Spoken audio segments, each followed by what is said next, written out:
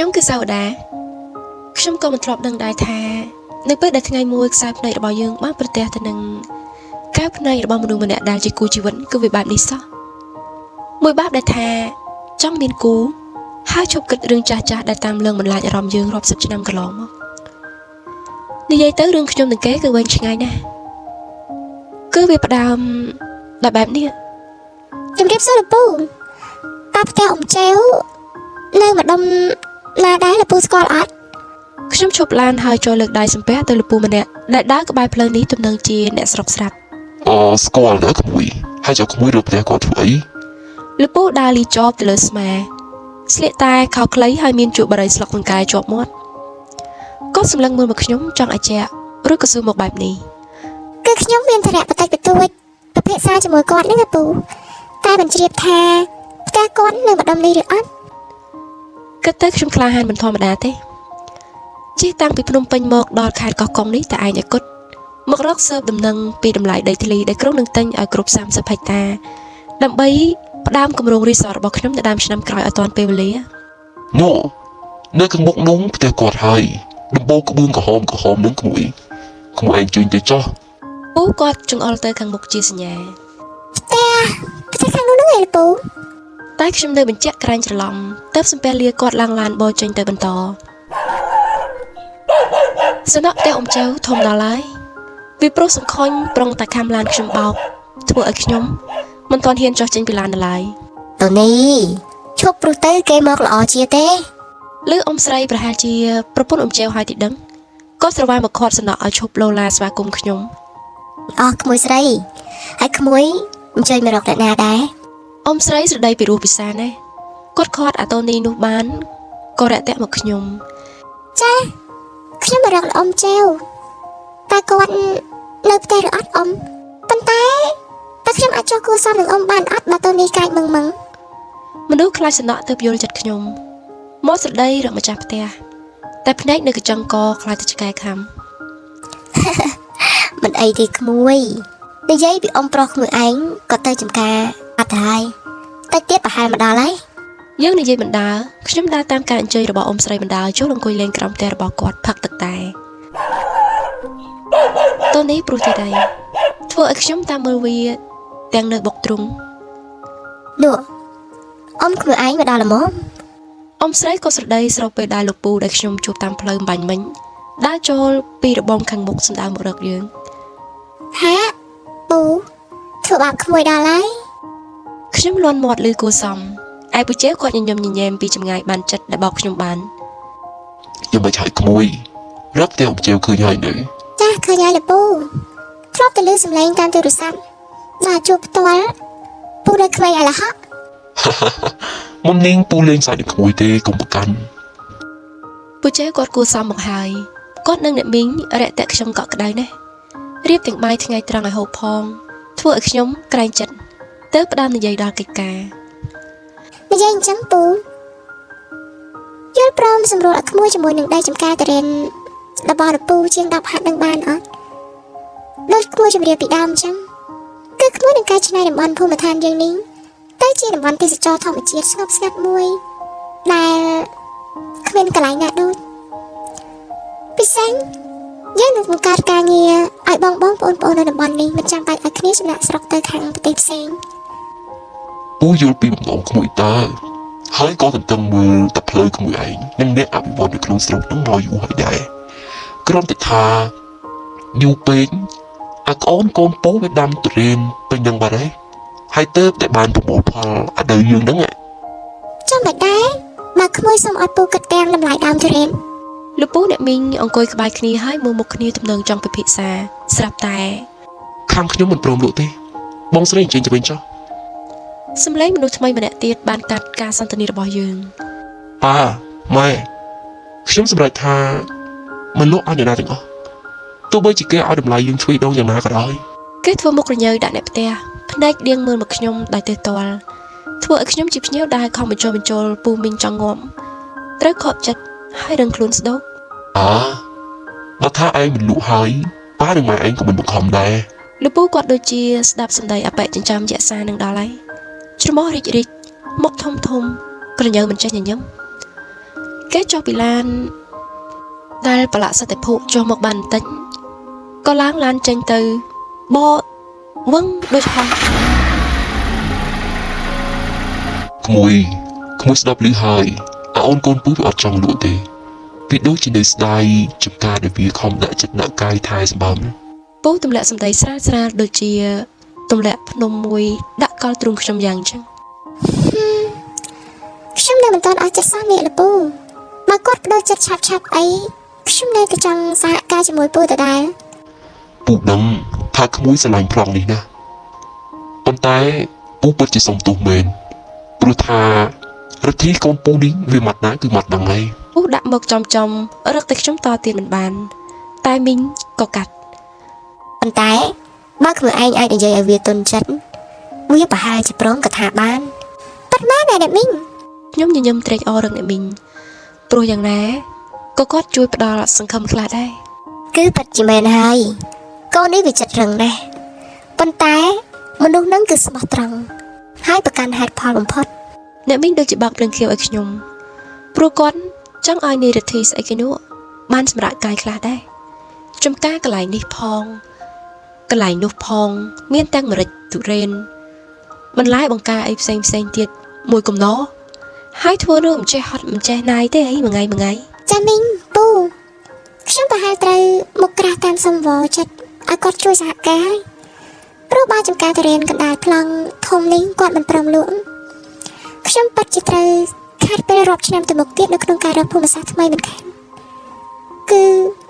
ជំរាបឲ្យត្រង់ចុះ មិនអីទេក្មួយយ៉ាងណាចាំពូនឹងវិញឯងថាមួយពីរក្រែងវាបដូរចិត្តពូមីងមិនខ្វះទេលុយចាយ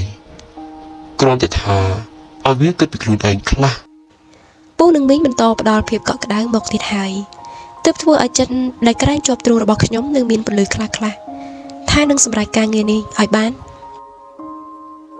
មួយសប្តាហ៍ក្រោយមក ក្បាលរឹងណាស់មែនទេអបិមុខយៈក្បាលខ្ញុំក៏មិនទន់ប្រហែលដែរប្រាប់ឲ្យហើយ ខ្ញុំញញឹមមានព្រាបមិនធម្មតាព្រោះពេលនេះខ្ញុំកំពុងឈរនៅរបងខាងមុខផ្ទះរបស់ពូជែវរួចជាស្រេចស្មែមានស្ពាយសាក់កដោផងវ៉ាលីផងដាក់អីវ៉ាន់មកស្នាក់នៅផ្ទះរបស់គេតែម្ដងព្រោះបានការស្វាគមន៍របស់ពូនឹងមីងយ៉ាងពេញទំហឹងទៅហើយ តូនីអើយឲ្យគ្នាសប្បាយផ្លូវចិត្តផ្លូវអារម្មណ៍ខ្លាំងបានទេត្រឹមព្រោះអីយើងខ្លាច ខ្ញុំញញឹមលែងសមព្រោះពូនឹងមីងមិននៅផ្ទះហើយទុកឲ្យតូនីដែលមានចង្កូមសស្ញាច់កំពុងសង់តែត្រឹមក្លៀករបស់ខ្ញុំទៅហើយមករយៈជំនួសវិញ ឈប់ទៅនេះឈប់ព្រោះទៅ សដកនាងស្ដាប់បង្កប់ណាស់គ្រាន់តែថាលេចមកអបិរទ្ធីនោះចេញមកធ្វើឲ្យខ្ញុំញ័រភ័យខ្លាចជាងខ្លាចឆ្កែទៅទៀត បងស្រីរអីដែរ គេសួរឡើងសម្លឹងមើលខ្ញុំពីចុងសក់ដល់ចុងជើងហើយទឹកមុខនៅដដែលគឺស្អុយប៉ែមិនចេះរីក ប្តីអ្នកណាគេទៅលោក ខ្ញុំគិតក្នុងចិត្តព្រោះគេប្រហែលមិនចាំខ្ញុំបានទេដោយសារខ្ញុំពាក់ម៉ាស់ទៅឆ្លើយទៅគេទៅ គឺខ្ញុំបារម្ភលពូចែវនៅអ្នកមីង រកធ្វើអីពួកគាត់មិននៅទេពីថ្ងៃទៀតទៅត្រឡប់មកវិញ ចុះគាត់ថាមកមិនអីទេឥឡូវមិនអីបើគាត់មែនខ្ញុំលេងឡងព្រោះមេឃក៏ចិត្តយប់ទៅហើយមិនទាន់ឆ្លើយនឹងគេទៅគេ បងបើមានអីផ្ដាំផ្ញើក៏ផ្ដាំមកនឹងអានខ្ញុំមកទ្វាររបងវិញ គេនិយាយបណ្ដាទាញមេសោសលិចធំមួយបំរុងចាក់មែនទៅខ្ញុំច្រានជំនះចូលលេងខ្វល់រឿងខ្លាចឆ្កែ ណែនាងនេះអត់ចេះស្ដាប់ភាសាខ្មែរសោះហ្មងប្រាប់ឲ្យថាម៉ែប៉ាខ្ញុំមិននៅទេនាងចូលរកអី គេកាន់តែច្រឡោតមិនពេញចិត្តប៉ុន្តែសុំទោសផងខ្ញុំខំជិះឡានក្រុងមកផងតុកផងជិះទូកផងបើឲ្យទៅរកកន្លែងស្នាក់នៅក្រុងគឺឆ្ងាយណាស់ហើយគ្រោះថ្នាក់ទៀត ខ្ញុំចូលមកស្នាក់នៅទីនេះមិនមានពេលកំណត់ទេតែខ្ញុំនឹងពូមីងបានព្រមព្រៀងគ្នារួចហើយលោកតាណាក៏ទៅព្រោះខ្ញុំមានសោផ្ទះស្រាប់ ឆើនាងកុំស្មានថាការលោភលន់របស់នាងចេះតែសម្រេចរហូតដល់សោះប្រឹងទៅខ្ញុំនឹងធ្វើឲ្យនាងឃើញថាទោះនាងទិញទឹកចិត្តប៉ាម៉ាក់របស់ខ្ញុំបានក៏ដោយក៏ខ្ញុំមិនខ្វល់ដែរ គេថាមកម៉ាំងធ្វើឲ្យខ្ញុំតឹងទ្រូងស្ទើរប្រេះព្រោះទ្រាំមិនតបតខ្លាចខូចការទើបគេទ្រាំនៅទីនេះទីពីរអ្នកខ្ញុំមិនបានក៏និយាយជាមួយសំណក់ធ្វើបងអើយ តូនីមើលទៅយើងប្រហែលជាត្រូវដេកព្រៃទៀតហើយ ថ ថារួចគេក៏ដើរតាំងចេញទៅម្ខាងហើយរើយកតង់នឹងសម្ភារៈកេងព្រៃមួយឈុតហើយទាំងតូនីឡើងឡានបាក់ចេញលែងស្ដីមួយម៉ាត់ទុកឲ្យខ្ញុំអោបកតាបស្ពាយមើលឆ្វេងមើលស្ដាំចាប់នេះមិនត្រូវចាប់នោះមិនត្រូវព្រោះជប់ហើយមិនដឹងកងតាក់ភ្លើងនៅណាកន្លែងកេងមិនដឹងមួយណា ហើយសួរនឹងចរិតកអត់កតាមរបស់អប៉ែនាងបានអត់ទេនេះតែដល់ហើយដើម្បីដី13ហិកតានេះត្រូវតែទ្រាំលើសាវតាប្រធានអូយ ខ្ញុំភ្ញាក់ក្រញាំងនឹងសម្លេងទូរស័ព្ទរោឡើងពីក្នុងហប៉ៅក្រោយអានក្រដាស់ផ្ដាយផ្ដាំរបស់អ្នកមីងរឿងកន្លែងសម្រាមចាប់កាន់មកមើលគឺលេខលោកពូចែវ ជ្រាបសួរលពូតែនេះលពូនឹងអ្នកមីងអញ្ចឹងទៅណាខ្ញុំមកដល់ផ្ទាំងស្ងាត់ឲ្យឆឹង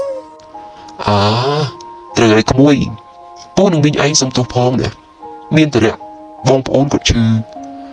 នៅពេលខែនេះណាទៅវិញទាំងយប់មិនបានទេប្រហែលជាត្រូវនៅសម្រាប់ថ្ងៃ2ថ្ងៃទៀតហើយ លោកពូរៀបរាប់ អូចាមិនអីទេលពូអញ្ចឹងតាមសម្រួលចុះទេហើយសូមជូនពរបងប្អូនរបស់លពូគាត់ឆាប់ធូរស្រាលផង បាទហើយចង់រកពួយខ្នើយអីឃើញនៅម្ហូបអាហារអីក្មួយរកចាត់ចែងខ្លួនឯងបន្តិចទៅមាននៅក្នុងទូទឹកកកស្រាប់មករ កឃើញហើយពូអរគុណណាស់ដែលមានតរៈហើយនៅរៀបចំកន្លែងឲ្យក្មួយទៀត បាទមីងក្មួយឯងផ្ដាំថាចូលគេងបាត់ទ្វារបិទអីស្រួលផងផ្ទះមកក្នុងនឹងក៏ត្រៀមទុកជាពិសេសសម្រាប់ក្មួយហើយ លោកពូផ្ដាំផ្ញើមួយពីររួចក៏បិទបាត់ទៅគាត់ទុកឲ្យខ្ញុំដែលជាកំពុងតែខ្លាចកន្លែងខ្លាចនេះឲ្យមើលឆ្វេងមើលស្ដាំអង្គុយផ្អែកក្រែមិនទាន់ព្រមហ៊ានដេកឡើយសំខាន់មកដាច់សញ្ញាបែបនេះសេវាទូរស័ព្ទក៏គ្មានអ្នកចិត្តខាងផ្ទះឆ្ងាយគ្នាហើយបិទភ្លើងគេងអស់ទៅហើយសំឡេងគោទ្វារបន្ទប់ដាស់ខ្ញុំឲ្យភ្ញាក់ទាំងសាងរម៉ើងព្រោះយប់មិញទម្រាំហ៊ានបិទភ្នែកគេងគឺម៉ោង3ទៀបភ្លឺទៅហើយ សាវតាយើងមិនឲ្យក្មួយក្រោកនៅចាស់មីងអើយក្មួយទៅក្រោក ខ្ញុំបោកទ្វារក្រាក់រាក់ទាក់ម្ចាស់ផ្ទះទាំងយកកន្សែងផ្ទប់ខ្លួនអតិកោទើបមីងក៏សើចថ្មិញសស្ញាច់យល់សេចក្តី មិនអីទេរៀបចំខ្លួនទៅណា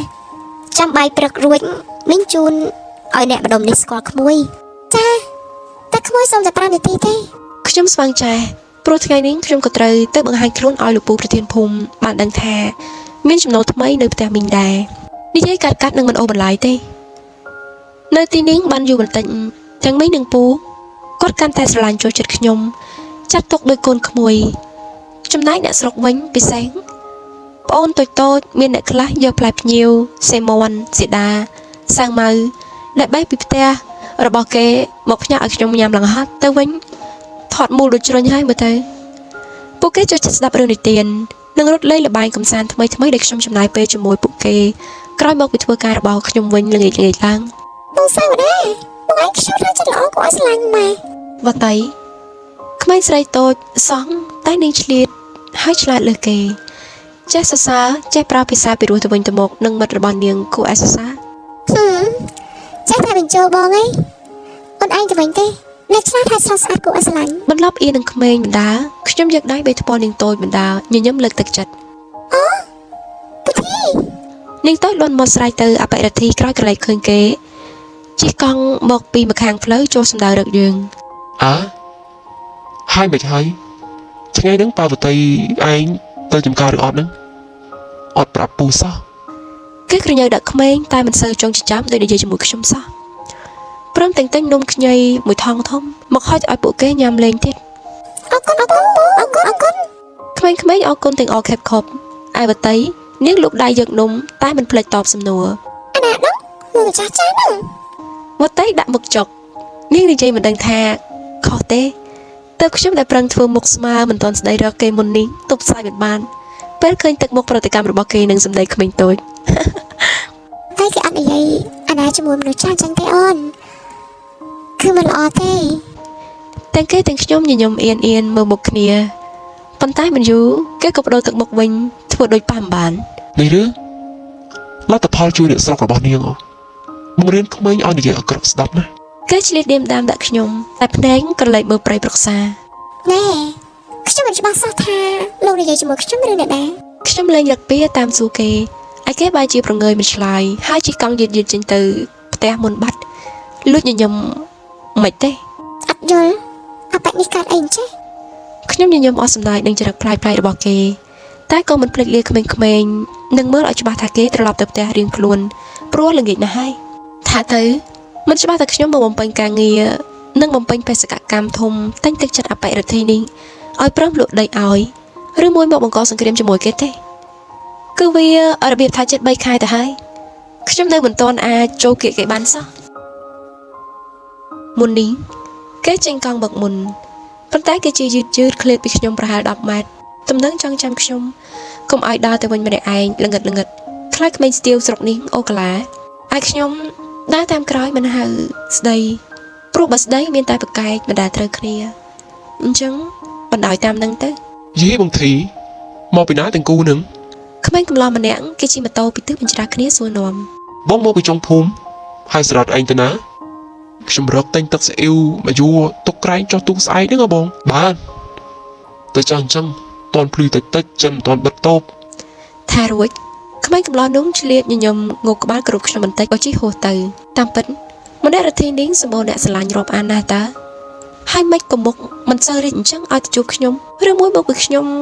មកជំនះទិញដីគេដែលគេមិនចង់លក់ខ្ញុំនៅគិតគូរតែឯងរហូតដើរដល់ផ្ទះធ្វើឲ្យតនីរត់លឿនស្លាវមកទទួលយើងដែលដល់ផ្ទះមុនក្រោយគ្នាបន្តិចស្រាប់តែ បងម៉ែទៅណាយូរម៉ែអូនប្រចាំនឹងយូរ នារីម្នាក់នេះស្រស់ស្អាតដល់ហើយគេចុះមកពី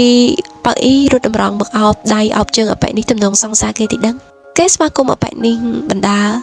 ឆ្លៀតមកស្ដីរកខ្ញុំដែលដើរតម្រង់ទៅបណ្ដា សួស្ដីខ្ញុំគឺមេរដីសង្សារបរធីចាសួស្ដីខ្ញុំគឺសាវតាខ្ញុំគឺ ខ្ញុំមិនទាន់បង្ហើយសម្ដីផងគេកាត់ផង គឺអ្នកមកសុំស្នាក់ពីភ្នំពេញមែនទេខ្ញុំលើពុំវិញប្រាប់អញ្ចឹងអូចាគឺបាត់នោះហើយ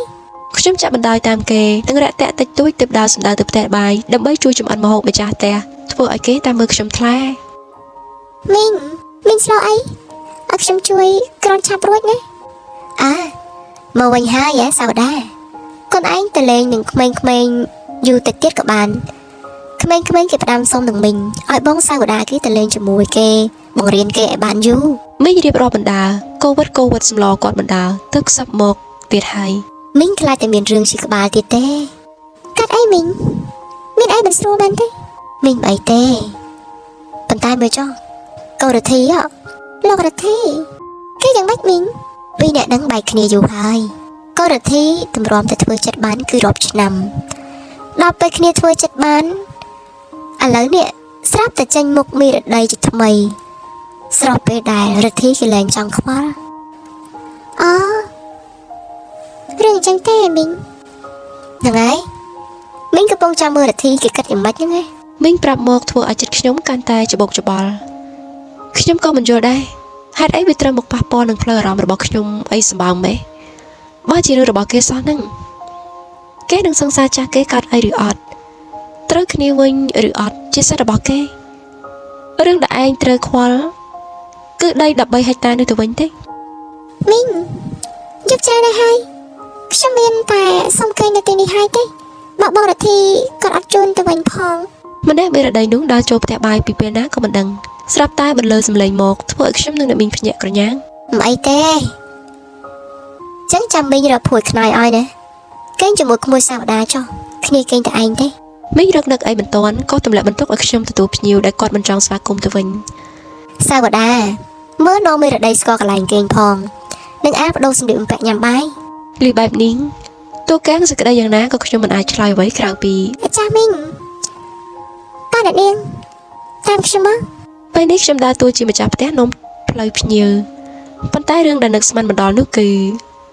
នាងនិងបរធីត្រូវជាឯងនឹងគ្នាអត់ប្រកាស គេបដូរសម្លៀកបំពាក់បណ្ដាសួរខ្ញុំបណ្ដាមកបែបនេះ នាងចង់និយាយពីអីខ្ញុំអត់យល់ទេ ខ្ញុំចរចាទៅវិញដោយមិនអត់ឯកទៅគេរត់តែខឹងជួល មិនយល់ឬធ្វើមិនយល់ទៅខ្ញុំជាសង្សារចាស់តែខ្ញុំអាចមើលផ្នែករបស់អ្នកទាំងពីរដឹងគឺអ្នកទាំងពីរជាមនុស្សកំពុងស្រឡាញ់គ្នានាងជាស្អីមើលខ្លួនឯងផងនេះឆ្ងល់ណាស់បរធីគាត់យកអីមកគិតសុខចិត្តបាយពីខ្ញុំមកសាប់គប់នាងទៅវិញ គេដាក់ម៉ាំងយកធ្វើឲ្យខ្ញុំញញឹមអស់សំណាយនឹងកាយវិការហួងហែងជ្រុលរបស់គេ ខ្ញុំរកតបនឹងគេវិញដើម្បីឲ្យដឹងរឿងស្រាប់តែ អ្នកមីងបានទេ លើខ្ញុំស្ដីបែបនេះមានរដីឡើងក្រញើហើយប្រុងជាស្រេចធ្វើជាគ្មានរឿងអ្វីបានកាត់ឡើងរវាងខ្ញុំនិងនាង បោកទ្វារទៅគឺខ្ញុំ អូយលើកទី1ហើយទីដឹងថាអបិរធីនេះមិនរត់ទៅដេកព្រៃពេលផ្ទះមានភ្ញៀវដែលគេមិនចូលចិត្តហើយមកដល់កន្លែងគេរបស់ខ្ញុំបែបនេះ បរធីបំរើអូនមែនទេ នារីម្នាក់នោះទន់ភ្លន់ភ្លាមក្រោយឃើញវត្តមានរបស់គេប៉ុន្តែក៏ សាបណាមកតាមខ្ញុំបន្តិចខ្ញុំមានរឿងចង់និយាយ មកថាឯដៃលោកចាប់កដៃស្ដាំរបស់ខ្ញុំអូសយកទៅមិនទាំងស្ដីយ៉ាងម៉េចនឹងមានរដីទុកឲ្យនាងនៅមុខជូរដូចតឡឹងតឹងតែឯងនៅក្នុងបន្ទប់ ណែឈប់បានទៅលោកមានរឿងអីមិននិយាយ ខ្ញុំទុចងក់ឈប់បណ្ដោយតាមការអូសទាញរបស់គេទើបគេលែងដៃខ្ញុំហើយដកដង្ហើមធំធំអាចឲ្យខ្ញុំទីដឹងថាគេកំពុងពិបាកចិត្តរឿងអី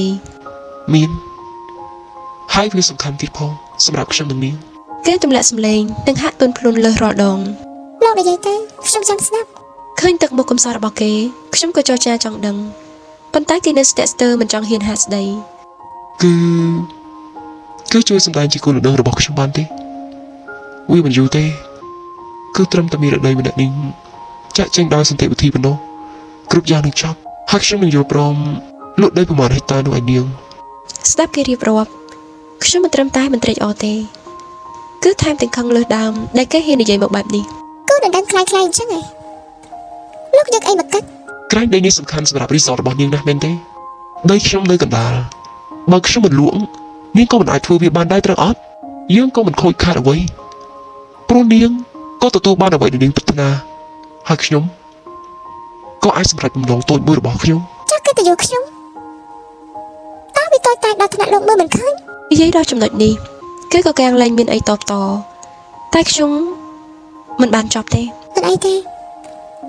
ខ្ញុំឈប់ចង់បានគម្រោងរីសតនៅទីនេះទៀតហើយខ្ញុំក៏មិនចង់ពាក់ព័ន្ធទៅនឹងជីវិតស្នេហាដ៏រញ៉េរញ៉ៃរបស់លោកដែរសប្បាយចិត្តចុះ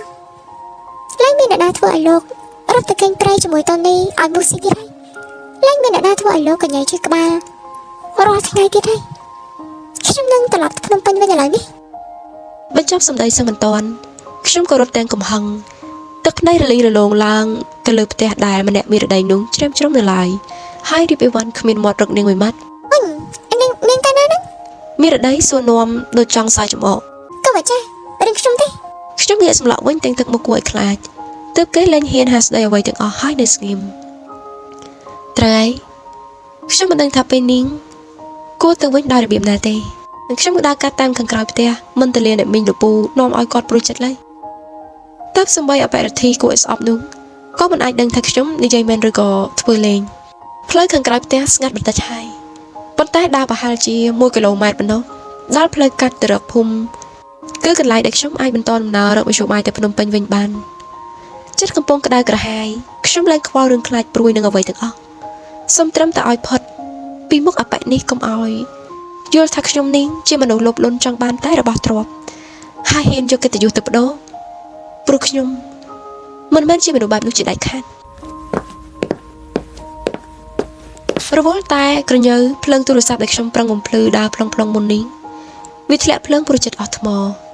តែក៏ស្រាប់តែឮសំឡេងជើងមនុស្សដើរក្បែរព្រៃសងខាងផ្លូវខ្ញុំបិទពិលទូរស័ព្ទឈរត្រឹងលែងហ៊ានបោះជំហានទៅមុខហើយចាំស្ដាប់ឲ្យជាក់ថាសំឡេងនោះមកពីទិសខាងណាជាអ្នកណាឲ្យប្រកាសជាមនុស្សល្អឬអាក្រក់ទៅ អ្នកណានឹង សំឡេងមនុស្សប្រុសវ័យប្រហែលស្របាខ្ញុំម្នាក់ស្រែកសួរឡើងមកធ្វើឲ្យខ្ញុំស្ទើរតែកាំងបេះដូង គឺខ្ញុំសាវតា ខ្ញុំសង្វាត់ឆ្លើយព្រោះក្រែងថាគេនឹងវាយប្រហារខុសគិតថាជនខិលខូចមកពីណា អាយ៉ាស្រីស្អាតនៅក្រុងដែលអរធីវិជាមនុស្សឆ្កែជាម្ចាស់តើនេះ គេដើរចូលឆ្វេងស្ដាំមកមានគ្នាពីរនាក់ម្នាក់សុទ្ធតែកាន់ពិលហើយខ្ញុំមិនអាចមានស្មារតីគ្រប់គ្រាន់មើលមុខឲ្យជាក់ថាជាអ្នកណាទេ អរ៉ាត់តោះសពមហូបដែលយើងតាមសម្លងមួយដល់មកហើយទៅហើយចាំកាល សារ៉ាត់ ត្រូវហើយគេគឺជាម្នាក់ដែលធ្វើជាញញឹមដាក់ខ្ញុំកាលពីក្បាលប្រលប់នោះតាប៉ុន្តែវេលានេះគេមិនមែនជាមនុស្សគួរឲ្យចង់រាប់ដូចល្ងាចមិញទេ ឈប់សិនអ្នកទាំងពីរនិយាយអីខ្ញុំមិនយល់ទេ ខ្ញុំដឹងក្នុងចិត្តរួចជាស្រេចថាគេមិនមានបំណងល្អទេប៉ុន្តែ តែនៅធ្វើពើជាមិនយល់នឹងចរចាក្រៃរកផ្លូវរត់រួច មិនបាច់យល់ទេអ្នកនាងព្រោះតិចទៀតនាងនឹងយល់ហើយ អាកាសធាតុត្រជាក់សោះប៉ុន្តែខ្លួនខ្ញុំស្រាប់តែបែកញើសប៉ុនក្របពោតព្រោះតក់ស្លុតនឹងហេតុការណ៍ខ្ញុំមិនធ្លាប់ប្រទះនឹងហេតុការណ៍គួរឲ្យខ្លាចបែបនេះទេហើយពេលនេះខួរក្បាលខ្ញុំក៏លែងដំណើរការមិនដឹងត្រូវរត់ថយក្រោយឬមួយតតាំងនឹងគេទេបើគេសុទ្ធតែជាមនុស្សប្រុសមាឌធំហើយរហ័សរហួនយ៉ាងនេះចិត្តរំពៃមើលក្រោយក្រៃលោករទ្ធីមកជួយ មិនបាច់គិតចង់គិតទៅណាទេនាងតូចបើបកកខ្លួនឲ្យយើងតាមស្រួលថាមិនត្រូវយើងទុកជីវិតឲ្យប៉ុន្តែបើទៅទាំងទិសនាងប្រហែលត្រូវងាប់តែទឹកទៅលើកូនកងកាល់ហើយ សម្ដីរបស់គេហាក់គំរាមផងនិយាយមកលីសើចផងប៉ុន្តែវាគួរឲ្យខ្លាច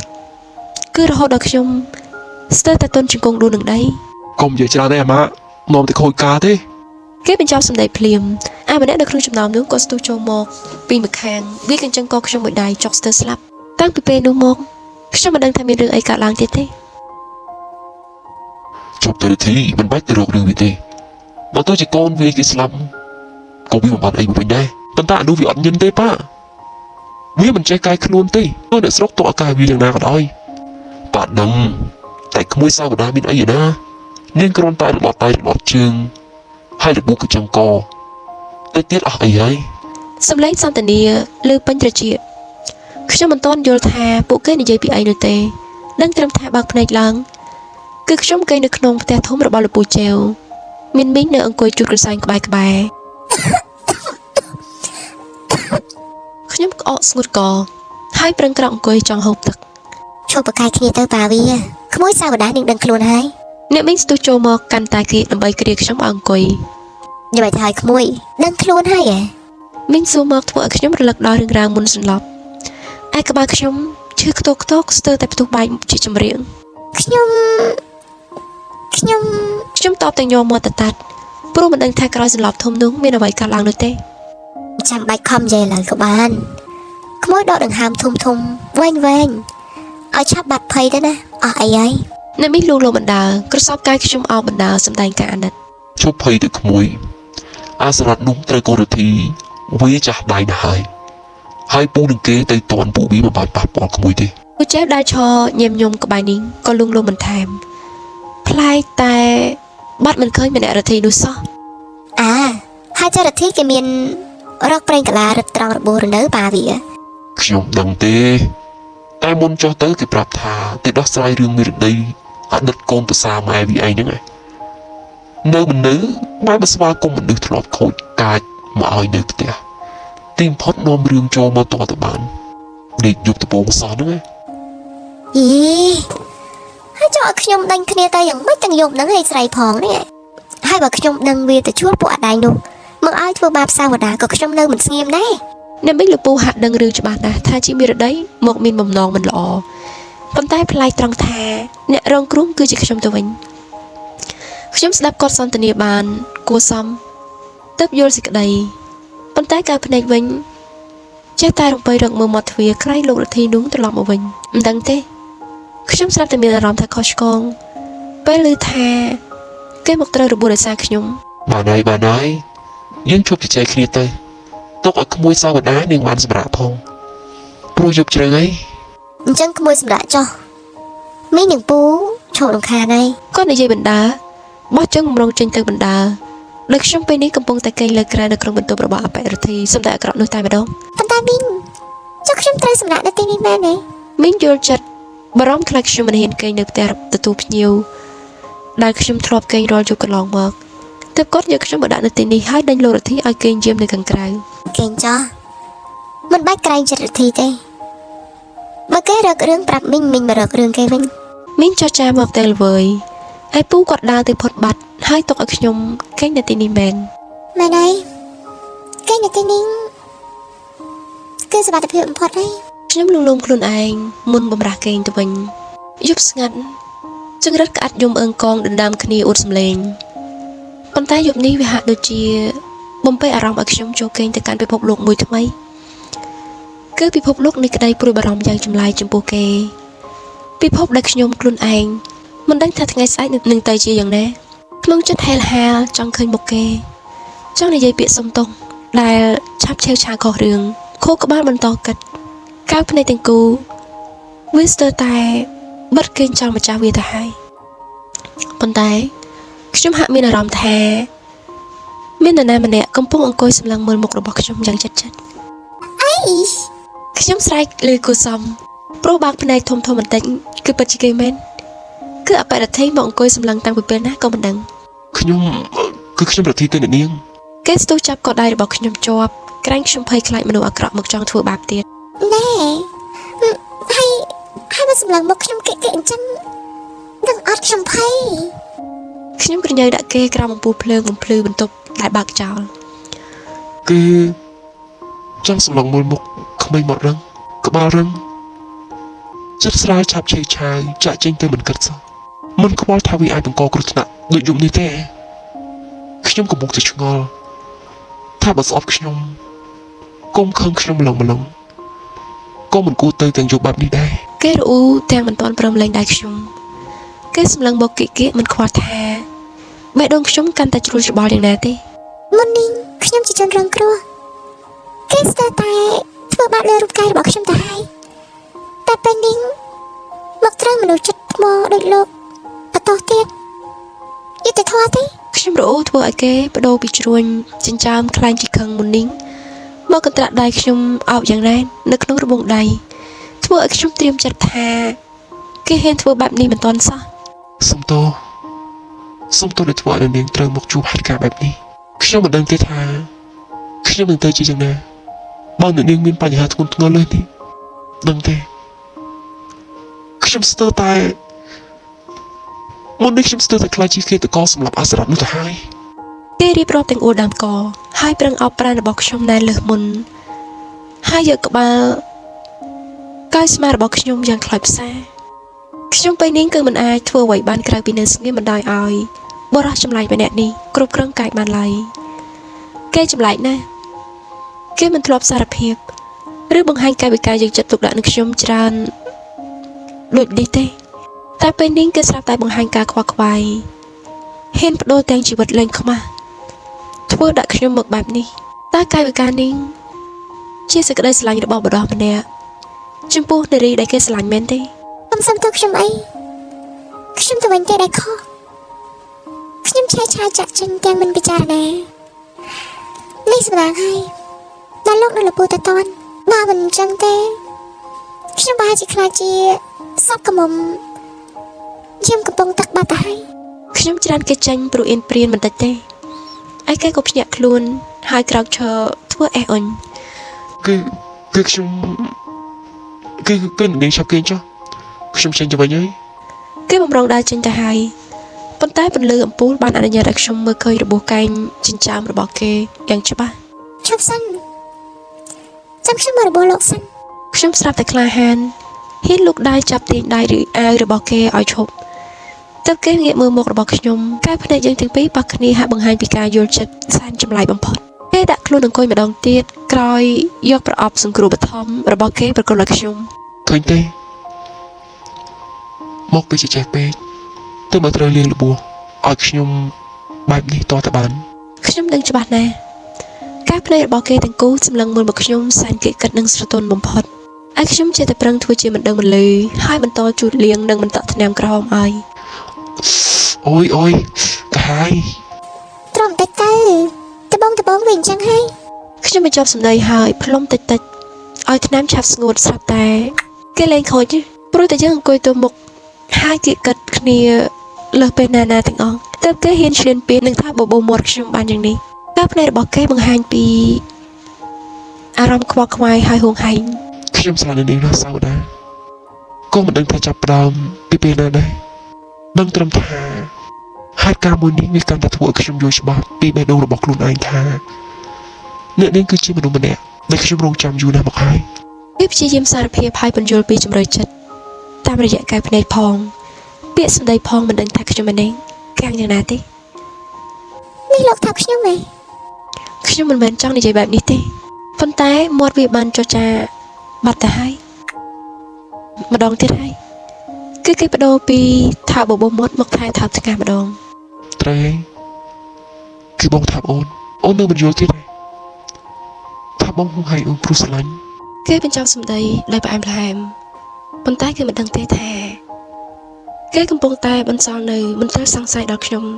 សែនចម្លែកព្រោះរវាងគេនិងខ្ញុំមិនមែនត្រឹមតែជាអ្នកមកទិញដីនិងម្ចាស់ដីនោះទេប៉ុន្តែយើងគឺជាកូនចៅរបស់អតីតសត្រូវដែលស៊ីសាច់ហត់ឈាមហើយខ្ញុំមកនេះគឺមកសងសឹក